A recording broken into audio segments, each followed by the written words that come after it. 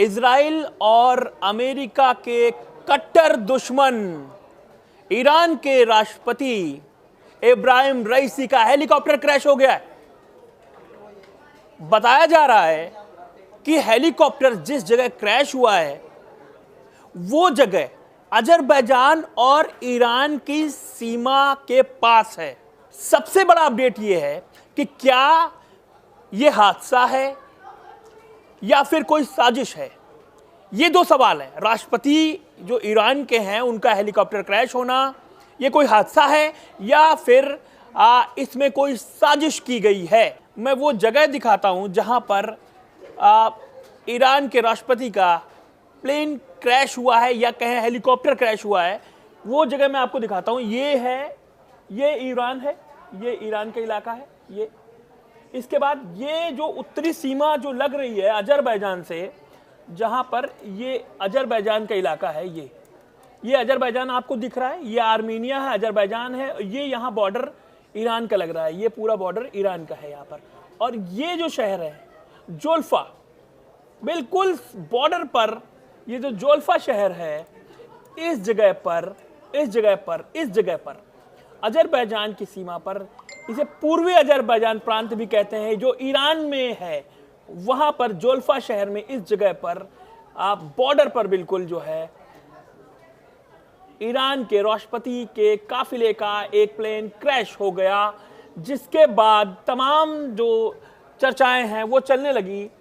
अब अजरबैजान में क्यों हुआ, अजरबैजान में रईसी क्या करने गए थे, तो मैं आपको बताऊं अजरबैजान और जो ईरान है उसके बीच एक पुल बन रहा है, जहां पर वो गए थे उस पुल का देखने, निरीक्षण करने। फिर उसके बाद पता लगा कि शायद उसका उद्घाटन भी डेट जल्दी निकल आएगी, वहां पे गए थे, वहां से वो लौट रहे थे।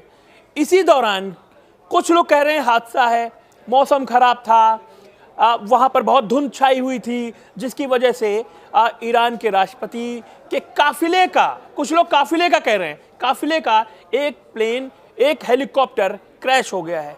लेकिन कुछ लोग बहुत वो बातें कर रहे हैं कि इसमें कोई साजिश हो सकती है।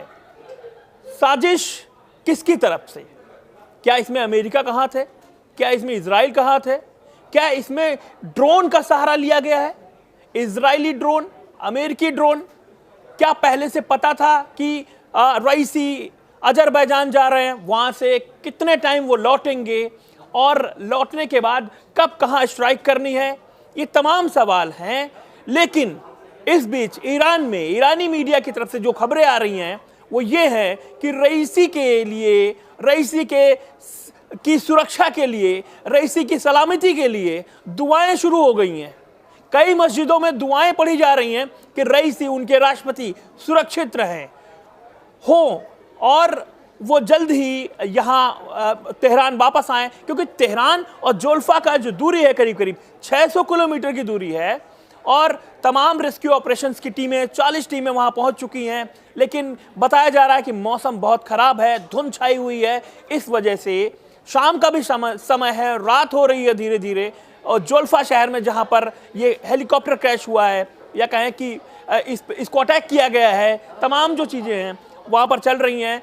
अब अपडेट्स क्या है, इस पर क्या अपडेट आता है वो हम आपको बताएंगे। लेकिन ये बहुत बड़ी खबर है, चाइना, रशिया, अमेरिका, इजराइल, तमाम देश इस पर नज़र बनाए रखे हुए हैं और भारत भी इस पर नज़र बनाए रखे हुए हैं, क्योंकि आप समझ रहे हैं कि जिस तरीके से ईरान लगातार इजराइल को लेकर के अमेरिका को धमकी देता है। पिछले दिनों ड्रोन अटैक हुए तमाम, सीरिया वाला मामला आपको बताया था पिछले दिनों हमने आपको कि सीरिया में कैसे ईरान के कुछ पुलिस अधिकारी मारे जाते हैं, कुछ नागरिक मारे जाते हैं।